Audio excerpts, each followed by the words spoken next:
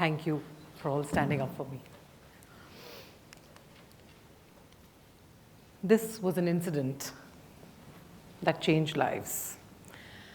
December 5th, 2014, there was a rape in an Uber in Delhi. This lady, I think she was partying or whatever. And, we all were still in that Nirbhaya zone. We have all sensed that. And almost a year later, this event happened. Now, all of us were sitting in that, like, what do we do about this? What? We women are tired of feeling unsafe all the time. Armchair activism that day was at the highest peak. Everybody, aise karna chahiye, waise karna chahiye. The next day, there was a headline that came in that if there was a woman driving me, this would not have happened. And that headline changed life for me. I was like, where are the women drivers? Why are there no women drivers? I realized that I wanted to be that change, and the only way to find out why there were no women drivers was to become one myself. That was the only way I could do this. That headline changed lives that day, somewhere, which converted me into a cabbie. Hi, I'm Vandana Suri. I'm a taxi driver, and I love it. Absolutely.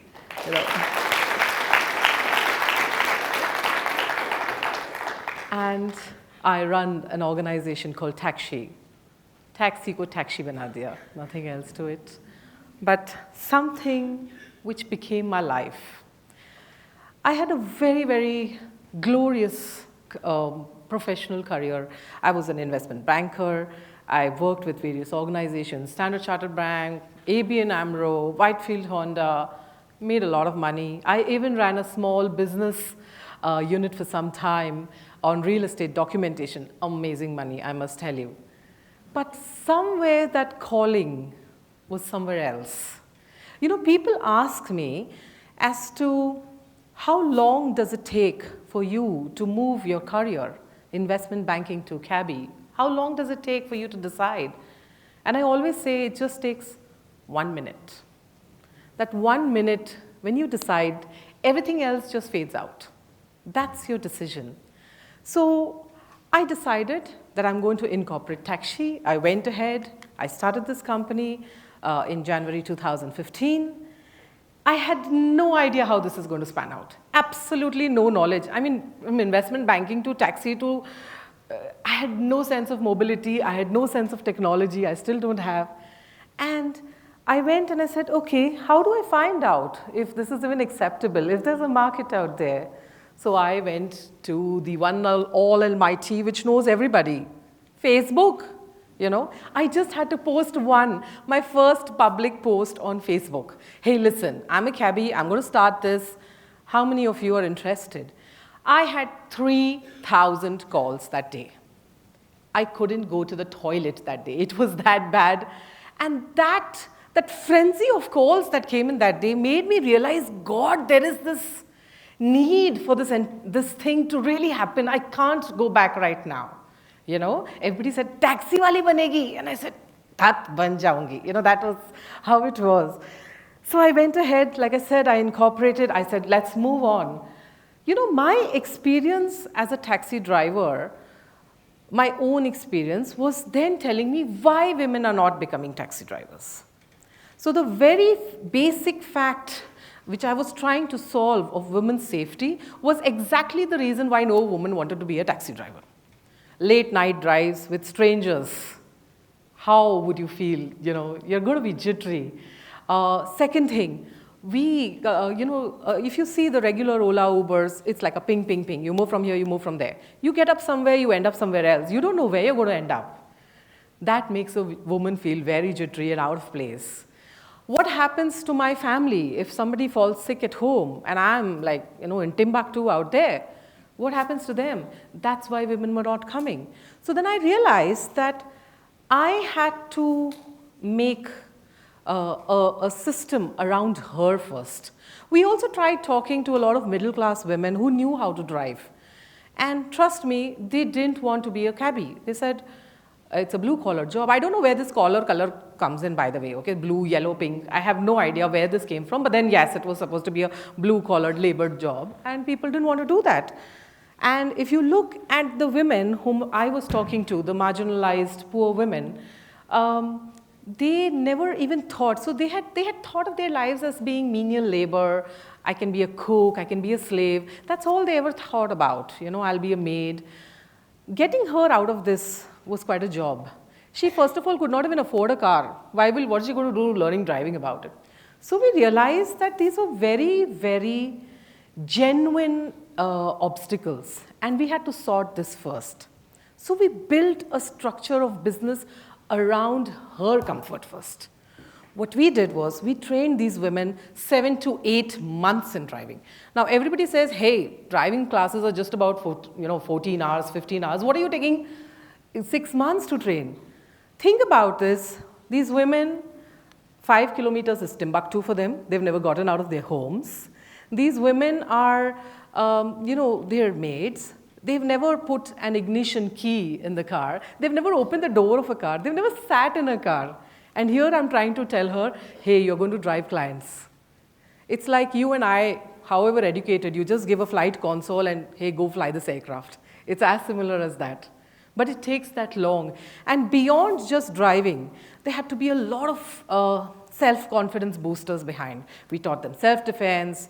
We taught them legal knowledge. This is what happens if you stop on the road, if the police catches you, what are you going to do? There were a lot of, we realized we were training her to be a leader. Because if this girl goes out there and drives, then the others come in. So she had to be a leader. She had to talk to people out there by just being there. We also decided that let's make it safe for her first. So we said, hey, we're going to drive only women and children. Sorry, guys, but yes, that was how it was. We said, you drive only women and kids. And you drive kids. So, you go, drop kids to school, come back, go do your own thing, do your cooking, do your management, go back to drive kids. This kind of a flexibility of timing made her come back. That, okay, I have time to go to my home. I am safe with kids. And this was the turning point of how we converted these same obstacles into a business model. I want to show you this picture about Gayatri. Gayatri came to us as a cleaner. She was cleaning my toilets, 1,500 rupees a month. Today, Gayatri is trained. She drives a whole lot of kids to school every single day. She has become an entrepreneur now. So she came, she joined us on a salary, she graduated to an entrepreneurial level. She owns a cab. And guess how much she earns? She makes 60,000 rupees a month.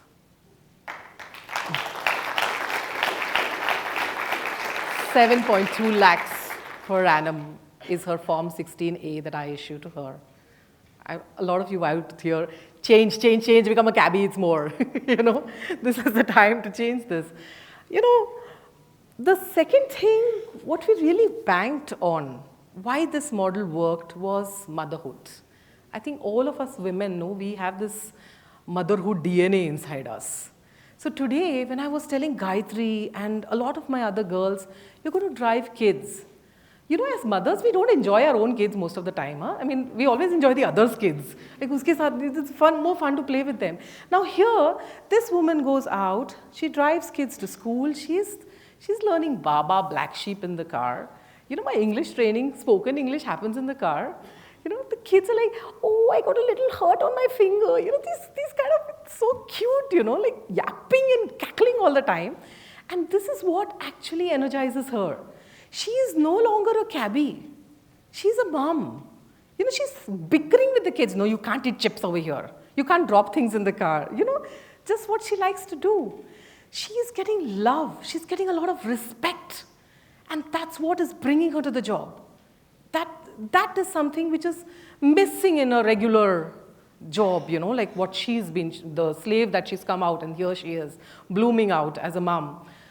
Another very interesting aspect of our work is the late night airport drive. So while we drive 500 kids in the whole day today, we also have a lot of corporate women and we have late night airport drives. I'm sure all of us as women, how many of you have slept in a car in the night? Women? Wow, hats off. You know, when I ever sat in a cab in the night at 3 a.m. in the morning, my antennas are up. Is that guy's GPS working? Is my GPS working? Is there somebody tracking me back home? Oh my God, why is he taking this, 5-meter deviation? We are worried about it. So we decided to make this exciting for our girls. You know how we actually manage our drives? Our count of success is snores. Our girls come and tell us the next day, ma'am, 2 snores last night. That's the count we have. Ma'am, I did 15 snores this month. And that's the exciting thing. Nights are for, sleeping, man. Not for like being on the edge. Your husbands, many of the husbands book us, by the way, because they don't want to drive in the night and they don't want to be awake, tracking their wives out there. You'll be very amazed. India is supposed to be a very unsafe country.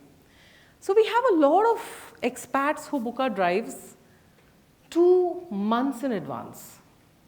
It's amazing. It's actually overwhelming. They call us, they tell us, hey, listen, I have these 2 itineraries. Which flight do I take? Are you there at 3 o'clock in the morning or are you there at 4 o'clock in the morning? I will take a flight which lands so I have the last mile connectivity. That's how much it is running out, out there. So I want to change this perception that India is an unsafe country. India is a beautiful country. We are so warm. I mean, we go all out. Atithi Devo Bhava. So I want to change this. I want to change this thing about abuse that children face, about abuse that women face. There was a study which we were doing wherein we realized that if a child faces abuse, 4, 5, whatever, and he usually has a trend of facing abuse once more by the time they are in their early teens. So that abuse, that sexual abuse that happened as a child actually is not over. So by the teens, they have repeated sessions of abuse. And it still doesn't end there. So our own relationships, when we go out there, our partners, our children, our parents, they're always warped up. So this epidemic of abuse continues from the age of 5 till possibly the age of 65. And that has to be nipped in the bud.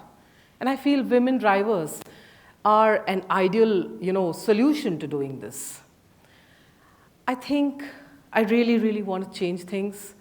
And I feel that we can wait. We can wait for governments to change. We can wait for our psychology to change. We can wait. We have to raise men like this. We have to raise children like this. And we can talk about everything. We can talk about global change. But what is that thing we can change now? And that's where every decision begins with right now. That's what I want to tell you. And I want to leave each one of you with that 1 minute. Think about how you, in that 1 minute, can think of a change and make it. Thank you.